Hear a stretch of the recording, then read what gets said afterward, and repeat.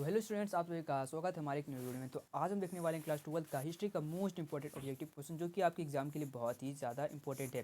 तो गाइस, आप लोग वीडियो को थोड़ा सा भी स्किप मत करिएगा, क्योंकि ये जितने भी सारे क्वेश्चंस मैंने लाए हैं आपके लिए बहुत ही ज़्यादा इंपॉर्टेंट है। अगर आपको 12 में हिस्ट्री में आपको अच्छा नंबर चाहिए तो आपके लिए एक एक क्वेश्चन बहुत मायने रखता है, ठीक है। तो अगर आप हमारे चैनल पर पहली बार आए तो चैनल को सब्सक्राइब कर लीजिएगा, और आप अगर हमारे टेलीग्राम चैनल पर ज्वाइन नहीं है तो आप प्लीज़ ज्वाइन हो जाइए। वहाँ पे आपको सारा पीडीएफ मिल जाएगा और जेक बोर्ड से रिलेटेड बहुत सारे अपडेट आपको वहाँ पे मिलेंगे, ठीक है। तो फटाफट हम देखते हैं क्वेश्चन यहाँ पे क्या है। यहाँ पे टोटल हम लोग 40 क्वेश्चन देखने वाले ऑब्जेक्टिव, ठीक है। तो यहाँ पे हमारा पहला क्वेश्चन है कि मोहनजोदाड़ो की खोज किसने की थी। तो किसने की थी? तो राखालादास बनर्जी ने की थी, ठीक है। उसके बाद हम देखते हैं क्वेश्चन नंबर दूसरा कि डायकोड यानी गोदीवाड़ा का अवशेष किस नगर से प्राप्त हुआ। तो किस नगर से प्राप्त हुआ? तो लोथल से प्राप्त हुआ। उसके बाद हमारा यहाँ क्वेश्चन नंबर तीसरा कि मौर्य वंश के अंतिम शासक कौन थे। तो मौर्य वंश के अंतिम शासक कौन थे? तो बृहदर्थ, ठीक है। उसके बाद हमारा क्वेश्चन नंबर यहाँ पे फोर्थ है कि अर्थशास्त्र के रचयिता कौन थे। तो अर्थशास्त्र के रचयिता कौन थे? तो यहाँ पे हमारा ऑप्शन है कि मेगास्थनीज, कौटिल्य, विशाखादत्त या हेमचंद्र। तो यहाँ फोर्थ का जो हमारा आंसर है वो बी यानी कि कौटिल्य। उसके बाद हम देखते हैं यहाँ पे क्वेश्चन नंबर 5 की मृतकों का टीला किसे कहा गया। तो मृतकों का टीला किसे कहा गया? तो यहाँ पे देखते हैं हम लोग ऑप्शन, यहाँ पे हमारा पहला कि ए हड़प्पा, बी मोहनजोदाड़ो, सी कालीबंगा या रोपर। तो यहाँ पे 5 का जो हमारा आंसर है वो बी यानी कि मोहनजोदाड़ो। उसके बाद हम देखते हैं क्वेश्चन नंबर 6 कि हड़प्पा नगर की खोज किस वर्ष हुई। तो किस वर्ष हुई थी? तो 1921 में हुई थी। उसके बाद हम देखते हैं क्वेश्चन नंबर 7 कि सिंधु घाटी सभ्यता में नृत्य करते हुए लड़की की मूर्ति किस स्थान से प्राप्त हुई। तो किस स्थान से प्राप्त हुई थी? तो मोहनजोदाड़ो के स्थान से प्राप्त हुई थी, ठीक है। उसके बाद क्वेश्चन नंबर 8 है कि मौर्य साम्राज्य की स्थापना किसने की। तो मौर्य साम्राज्य की स्थापना किसने की थी? तो चंद्रगुप्त मौर्य ने की थी। उसके बाद क्वेश्चन नंबर यहाँ 9 है कि मौर्य साम्राज्य में प्रचलित मुद्रा का नाम क्या था। तो प्रचलित मुद्रा का नाम क्या था? तो पन था, ठीक है। अब हम देखते हैं क्वेश्चन नंबर 10 की मुद्रा राक्षस, ठीक है। मुद्रा राक्षस लेखक निम्न में से कौन है। तो इनमें से मुद्रा राक्षस के लेखक कौन है? तो कौन है? तो इसका होगा विशाखादत्त, ठीक है। उसके बाद क्वेश्चन नंबर 11 कि निम्नलिखित में से कौन मौर्य वंश का शासक नहीं है। तो मौर्य वंश का शासक कौन नहीं है? तो अजात शत्रु। उसके बाद हमें देखते हैं क्वेश्चन नंबर 12 की चंद्रगुप्त मौर्य ने सेल्यूक्स को कब पराजित किया। सेल्यूक्स को कब पराजित किया था? तो 305 बीसी, यानी कि 305 बिफोर ऑफ क्रिस्ट, ठीक है। यानी कि आदम के से पहले, आदम की, ठीक है, आदम के बाद। उसके बाद हम देखते हैं क्वेश्चन नंबर 14 की बुद्ध के पूर्व जन्म की कथाएं निम्नलिखित में से किस में संकलित है। तो किस में संकलित है? तो जातक कथा में। उसके बाद क्वेश्चन नंबर 15 है कि भोपाल की किस बेगम ने सांची के स्तूप के संरक्षण में योगदान दिया। तो किस में योगदान दिया था? तो डी हमारा आंसर हो जाएगा, यानी बी और सी, यानी कि रोशन आरा और शाहजहाँ बेगम दोनों ने, ठीक है। उसके बाद हम देखते हैं क्वेश्चन नंबर 16 कि बुद्ध के बचपन का नाम क्या था। तो बुद्ध के बचपन का नाम क्या था? तो सिद्धार्थ था, ठीक है। उसके बाद क्वेश्चन नंबर 17 कि महावीर का जन्म कहाँ हुआ। तो महावीर का जन्म कहाँ पे हुआ था? तो बोध गया में हुआ था। उसके बाद हम देखते हैं क्वेश्चन नंबर 18 कि जैन समुदाय में प्रथम विभाजन के श्वेतांबर संप्रदाय के संस्थापक कौन थे? तो कौन थे? तो स्थूल भद्र। उसके बाद क्वेश्चन 19 है कि स्तूप संबंधित है निम्न में से। तो किससे स्तूप संबंधित है? तो हमारा हो जाएगा बौद्ध धर्म से, ठीक है।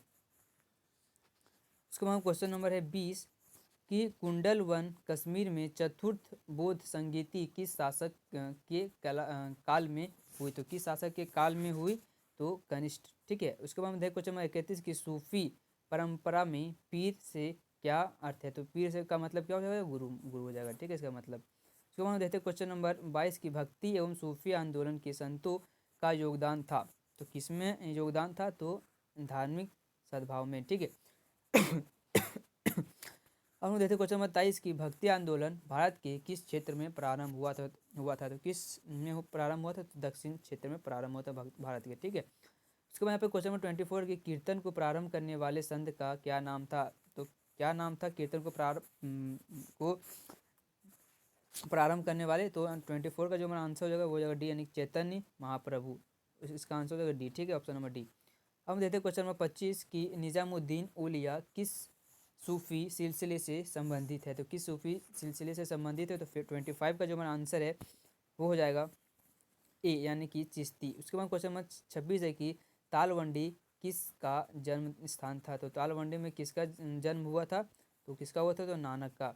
अब हम देखते हैं क्वेश्चन नंबर 27 कि किस काल में प्रशासन में न्यायकार व्यवस्था एवं आयंगार व्यवस्था प्रचलित थी। तो किस शासन में थी, किस प्रशासन में, किस काल में थी, यानी कौन से समय में थी। तो कौन से समय में थी, तो विजयनगर काल में थी। ठीक है।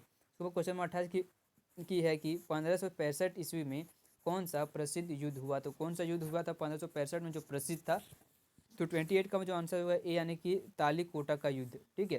अब हम देते क्वेश्चन 29 की विजयनगर साम्राज्य की स्थापना कब हुई। तो विजयनगर की साम्राज्य की स्थापना कब हुई थी, तो 1336 ईस्वी में हुई थी।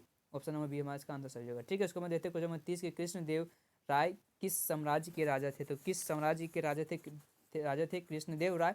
तो इसका हमारा आंसर हो जाएगा डी, यानी कि विजयनगर साम्राज्य के राजा थे कृष्णदेव राय। ठीक है। उसके बाद क्वेश्चन नंबर 31 के प्रसिद्ध ऐतिहासिक स्थल हम्पी किस जिले में स्थित है। हम्पी किस जिले में स्थित है, किस जिले में स्थित है, तो विजयनगर में। ठीक है।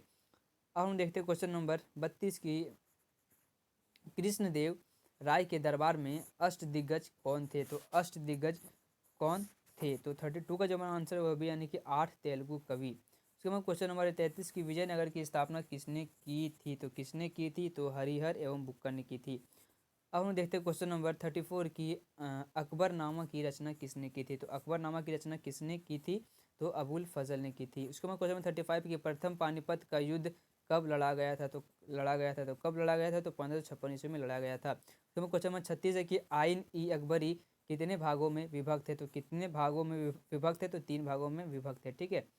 उसके बाद हम देखते हैं क्वेश्चन नंबर 37 कि अकबर, ठीक है, सॉरी, अकबर का वित्त मंत्री कौन था। तो अकबर का वित्त मंत्री जो है वो कौन था, तो टोडर मल। ठीक है, टोडर मल था। उसके बाद क्वेश्चन नंबर 38 है कि तंबाकू पर किस शासक ने प्रतिबंध लगाया। तो किस शासक ने प्रतिबंध लगाया था, तो यहाँ पे देखते हैं, तो इसका हमारा आंसर हो जाएगा डी, यानी कि जहांगीर ने। उसके बाद क्वेश्चन नंबर 39 है कि मुगल काल में सर्वाधिक उपजाऊ भूमि को क्या कहा जाता है। तो सर्वाधिक उपजाऊ भूमि को क्या कहा जाता है मुगल काल में, तो 39 का हमारा आंसर हो जाएगा ए, यानी कि पोलज। ठीक है, ये हमारा होगा आंसर। अब हम देखते हैं क्वेश्चन नंबर 14 कि मुगल काल में साम्राज्य की आय का सर्वाधिक महत्वपूर्ण साधन क्या था। तो सर्वाधिक महत्वपूर्ण साधन क्या था, तो 14 का हमारा हो जाएगा डी, यानी कि खिराज, यानी कि भू राजस्व। तो यहाँ पे गाइस हमारा 14 ऑब्जेक्टिव क्वेश्चन कंप्लीट होगा, जो कि आपके एग्जाम के लिए बहुत ही ज़्यादा इंपॉर्टेंट है। नेक्स्ट वीडियो में हम लोग और भी इसका देखने वाले ऑब्जेक्टिव क्वेश्चन। ठीक है। तो आज के लिए बस इतना ही, मिलते हैं फिर से न्यू वीडियो में, तब तक के लिए जय हिंद दोस्तों।